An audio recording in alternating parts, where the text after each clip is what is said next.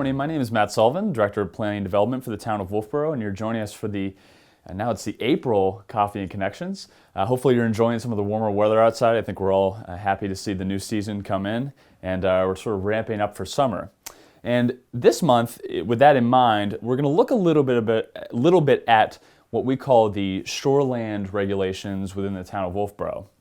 To start off, before I actually get into how our Shoreline Regulations work, I just want to mention that many of you may be aware that the state of New Hampshire actually has its own unique set of shoreline regulations, but the town of Wolfeboro's go above and beyond that and are more restrictive.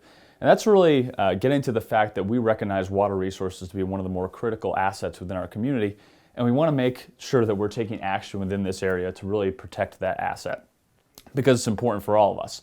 So what I'm really going to focus on today is the actual, what we call the protected shoreline, the PS up here, and that's the area within 250 feet of the water. But before I get started, one thing I want to just mention is that what we're really recognizing now is that so much of the impact to our water body really happens beyond this 250-foot line, to 500 feet, to 1,000 feet, and that's really because of these watersheds that we have within the community. So much of what happens up gradient there flows downhill and really ends up affecting what happens down here and ends up impacting the properties that are right along the water. So while we're going to focus on that 250 feet, I want to sort of point out that what we do up gradient is really important to what happens here. So let's look at sort of what the different areas are within land 250 feet from the water. Again, the 250-foot line measured back from the actual water line is called the protected shoreline. 150 feet measured back from the water is what we call the natural woodlands buffer. And then 50 feet back from the water is what we call the waterfront buffer. And those are all really important because within each of those we have specific regulations that govern what you can do. So what I'm going to do is sort of do my best to walk you through what all of those are, and then we'll talk about some amendments that we've made this year through the warrant article process that affect what you can really do when it comes to structures that exist down in this area within the 50-foot line. So to start off, we have our water line here, we have our lot line, which is identified in red, and we're using a pretty square-shaped lot here for discussion purposes. Up here we've got a road that's running right along the lot line. The setbacks are measured, or sort of not perfectly to scale, but they're shown in green here. This is the 50-foot setback. This is what really depends on, and I'll get to this in a second, depends on how much waterfront you have, but we're showing sort of a 20-foot setback here as a standard, and then we're showing about a 30-foot road setback. These are our structural setbacks along the water. And the first thing I want to point out is that this 50-foot line for structural setback, that's a little more restrictive than the state. The state actually allows you to have some accessory structures within this area up here and allows for some expansion beyond what the town of Wolfeboro allows. We do not. You are not allowed to build structures in this 50-foot area. We have a lot of what we call pre-existing situations where there are structures there, and what we're doing is trying to bring those more into conformance and limit the impact to the water. So you may see some redevelopment of structures that exist up here, but we don't allow them to be built anew. So, going back to the 250 line, we have a standard here in Wolfeboro that says that within this parcel area, back to 250, you're allowed to have up to 30% coverage in there. I'm just going to sort of make some notes on our sheet as we move forward here. So 30% max coverage. And the coverage we're referring to is impervious surfaces, and that refers to gravel surfaces, paved surfaces, roofs, concrete pads, anything that water cannot easily infiltrate. That's going to be that's going to be an impervious surface. So 30% max impervious. However, one thing that we as a town of Wolfeboro require that the state does not is that if you're going to exceed 20%, which is a lower threshold, if you're going to be greater than 20%, we actually require that a professional engineer create a stormwater management plan for your property. So that has to be prepared. It has to show that any what we call first flush event, which is an intense sort of a flow of rainstorm, has to be infiltrated in some sort of BMP on the property. We see infiltration trenches, we see rain gardens, we see a bunch of different things being put in to deal with that, but you must do that if you're going above 20%. I'm just going to write above 20%. PE, which is a professional engineer plan. So that's really important. We're a little more restrictive than the state there. And that really is intended, again, to limit the impact of impervious surfaces to these water bodies down here. One thing I want to point out is that if someone has a lot coverage that's above this now, let's say a 75% lot coverage, which we do see on smaller lots, if they're reducing that to, let's say, 40%, we do not require this PE stamped plan. We view that as an improvement to the property. We don't have a requirement there. So this is really if you're going to go up in impervious coverage that we require this. So again, it's between the 0 and the 250 line that we have that restriction.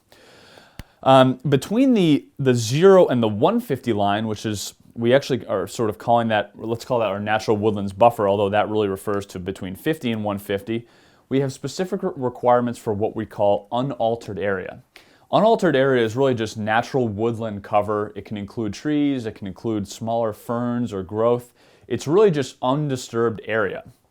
So we have some requirements there that are sort of interesting. So if the area between 0 and 150 feet on a lot is less than 1 acre, 25% of the area between 50 and 150 has to be covered by unaltered surfaces, or unaltered area. So again, between 0 and 150, if you have less than a half acre, the 25% of the area between 50 and 150 has to be covered by the unaltered area. If the area between 0 and 150 is greater than a half acre, then 50% of the area between 50 and 150 has to be covered by unaltered area, exclusive of any post-construction impervious surfaces. So it is a greater requirement at 50%, but we also remove whatever impervious surfaces you're going to have there, whether it's a driveway or a house or anything like that. So it's a more restrictive element of our ordinance, but there is some sort of leeway built into it. One other thing I should point out that is a little unique to Wolfeboro and not in the state's rules is that if you remove unaltered area or you're going to decrease unaltered area below what's required, you're actually required to reestablish that unaltered area, whereas the state may not require that. So that's something that we see a lot in some of our shorefront development plans that we're really proud of, and I think we might look to improve in the future. So that's the area between 50 and 150. The area between 0 and 50 is the smallest area, but by far the most important. It's often the steepest, it's the most susceptible to erosion in many cases. As I said before, it's an area where no structures can be built, but it's an area where we see most of our shorefront development as it exists today, and we're doing a lot to try and improve that existing condition. So what I'm going to do now is sort of walk you through a couple scenarios, and I'm going to deal with our new ordinance that we've enacted through the planning board this year and talk a little bit about what we do and what we don't allow within this 50-foot area. So I'm going to use an orange marker, and hopefully folks on TV can see, but we're going to draw a structure that looks like this. And I apologize for my poor drawing skills. I just want to give you a sense of what we're talking about here. So this is an existing structure. It's a house for our purposes, and it's also got a garage back here as well. Very, very small garage, one-car garage. Okay? So this is obviously an existing non-conforming structure. It's beyond the 50-foot line, and a property owner comes in and they'd like to rebuild it as it is right now.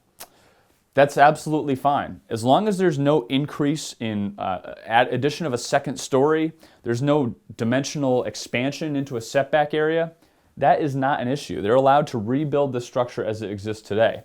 They're still subject to submitting a shoreline permit because shoreline permits really deal with disturbance of the land, not necessarily with expansion, but they would be allowed to rebuild the structure. But let's say for the sake of this property owner that they'd actually like to do an expansion. And the expansion that they'd like to do is over in this area. They'd like to do a small addition right here.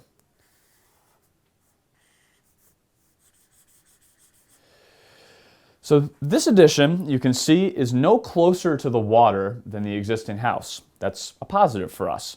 It also is not going further into the side setback, as this structure isn't in the side setback right now. So there's no further setback encroachment, but it is more area within the 50-foot area. So that does have some requirements associated with it.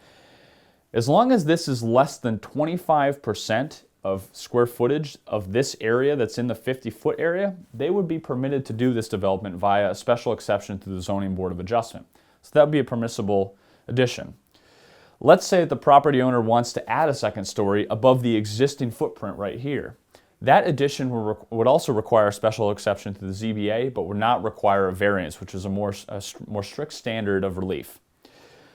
Let's say another addition is proposed, and this addition is actually proposed on this area of the house.